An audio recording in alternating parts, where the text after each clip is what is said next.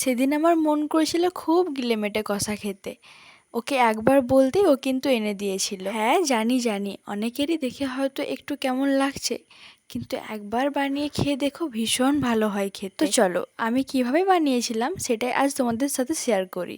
তো প্রথমেই কড়াইয়ে দিয়ে দিয়েছিলাম তেল, তারপর পাঁচফোড়ন, তেজপাতা, একটু কুচনো পেঁয়াজ, একটু চেরা কাঁচা লঙ্কা আর একটু অল্পখানি দিয়ে দিয়েছিলাম কারি পাতা। আর এখানে কিন্তু গিলেমেটে বাদ দিয়েও মুরগির অনেকগুলো পা ছিল, আমি কিন্তু মুরগির পা খেতে খুব ভালোবাসি। তারপর কিছু আলুও দিয়ে দিয়েছিলাম, তারপর সেগুলো দিয়েছিলাম কড়াইতে দেওয়ার পর দিয়ে দিয়েছিলাম খানিকটা নুন আর অনেক কটা টমেটো দেওয়ার পর তারপর কিছুক্ষণ ভালোভাবে নাড়িয়ে নিয়েছিলাম।